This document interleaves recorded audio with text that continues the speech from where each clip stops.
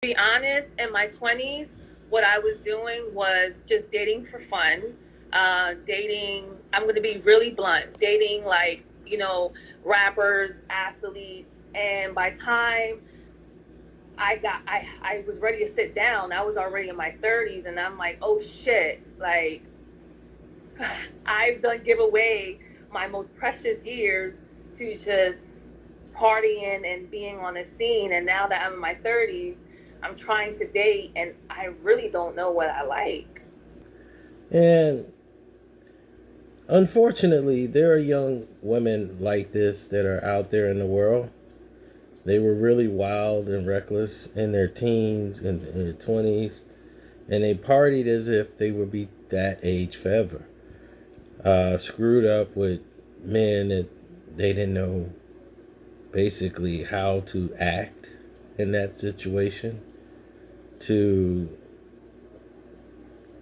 have those type of men in their lives. They didn't know how to go about having, or that's not something they were even interested in. You see, that's what people don't understand. People believe in your 20s, you're supposed to be thinking like your 50s or your 60s. Those mindsets that you have that are solid, and those foundations are different and they've changed. It's all about me, me, me, party, party, party. Where in the 60s, the 50s, the 70s, in the 70s it started to change a little bit, but it was more about family. It's not about me, it's about the family. The father was going out, busting his back, working 18 hours a day, damn near, doing doubles to provide for the family. So everything was about the family. It had nothing to do with any of this garbage that you see today, all this materialistic things. And now everything's about turn up. Turn up. Turn up. Turn up. Turn up. Turn up. I'm a turn up. Everybody's about turn up. Nobody's about sticking around. Nobody's about actually thinking about the future. And because you're not thinking about the future, this is why you remain in the position that you're in. There's no accident to where you are in the position that you're in. You're there because you chose it. You chose to be in that position. You chose to be on your own. You chose to be alone. You chose this life. And now you're in your 30s and you say, now I want to get married. Why should someone want to marry you? Because you have a cute smile, cute face, probably a nice body. What are you bringing to the marriage besides your insecurities? Because you want to be married because it's, oh snap, I'm getting old. And my friends have gotten smart. They went and got married. They knew what they wanted. I don't know what I want. Because you never wanted to get married. You wanted to have fun. That was your motivation. That was your goal. Having a family and a career and a husband. That didn't appease to you. So you dated rappers and professional athletes because one, they were exciting. There probably was plenty of guys who was nice and perfect, had great credit scores, everything. They just didn't do it for you because they weren't exciting. There's nothing exciting about them. They didn't jump off the screen. I had a Puerto Rican girl that came on to me and gave me called, took my number down. I didn't even give her my number. She took my number down in the store on what I had to write on the application when I bought my watch. She went into my account, saw the receipt, got my number, and just called me. She's like, I hope you don't mind that I called you. I just like thought we had a really good vibe, and and I just wanted to call you and see if we can hang out. I'm like, so she called me. But when she thought I was the guy that was dangerous and all this stuff, I wasn't exciting for her. I was supposed to tell her, we gonna do this, girl, we finna do that, we gonna turn up, we gonna do this. It wasn't exciting for her. So it didn't work out because I wasn't exciting enough. You know, when I'm talking about going out to dinner or movie, she wants to go to hip hop and R&B soul night. It's cool. She wants to do that, but that's not what I wanted to do.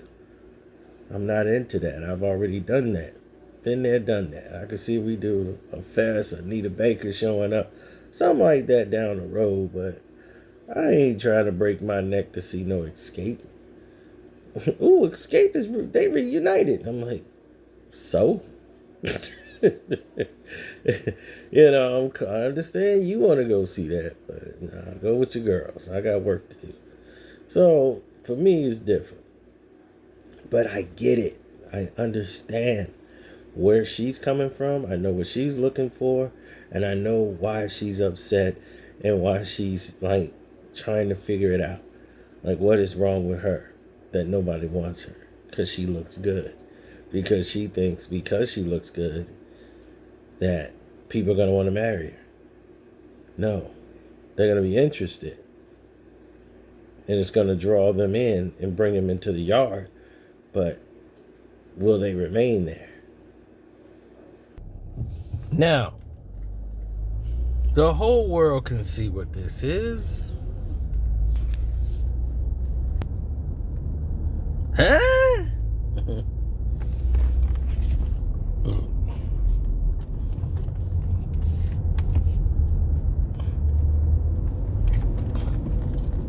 The whole world sees what this is. All right. Now, if the rest of the world can't see what this is, then I don't know what to say for you. I really don't. Don't forget to like the page, man, and don't forget to hit the super thanks button if you're watching this video later, because this is very essential. All the information you're getting. Not Kevin Samuels, it's Kevin Davis. One Crack News, baby. It's not about being male dominant. It's not about all that. It's not just female. Males have the same trait. It's called a failure to launch. Okay? That's what they said about me. Failure to launch. Just not taking off. You know, you're supposed to take off, get the family, get the wife, get the house. Me, I was somebody who cared about my own happiness. I did not want to be unhappy. That was my thing. So it was all really self-centered. So the energy was put mostly into me. I wasn't selfish enough or tried to use somebody to take care of me. You have these overgrown babies. They screwed up their lives, and if it wasn't for their spouse, they'd be outside in the streets on living, you know, sucking down a bottle in a plastic bag, or a paper bag, rather. They need these women to take care of them. Because without it, you know, they're done. So, what I tried to do was narrow what they say the gap. I wanted to narrow the playing gap, and the playing field, rather. I wanted to show people there was a difference. And there's a difference you can make in the world. That was my goal. Was to always show them there's a difference and trying to be that difference.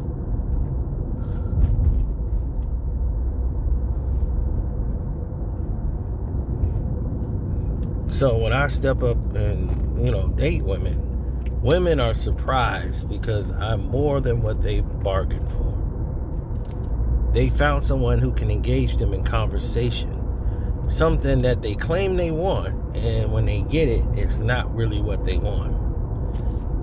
What they want and what they consider conversation is they do all the talking. You go, yeah, yeah, you right, babe, because you trying to score. You ain't trying to blow it. So this matters to you. So whatever she's saying, you just going along with it. that don't help a relationship. Because if your goal is just to get it, then by all means, do what you're doing. But at the end of the day, you're creating a bigger problem for yourself.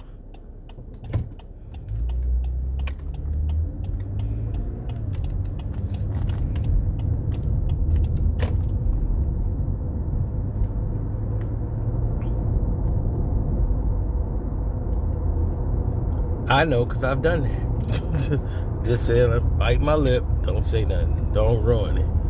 And that makes it worse, because the argument later is going to be worse, because in her mind, it's like, well, you ain't say nothing when I was saying this earlier.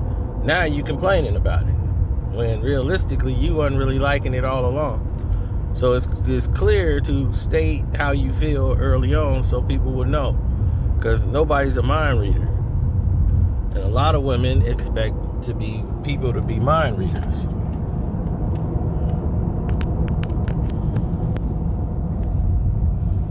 You're supposed to know how they feel.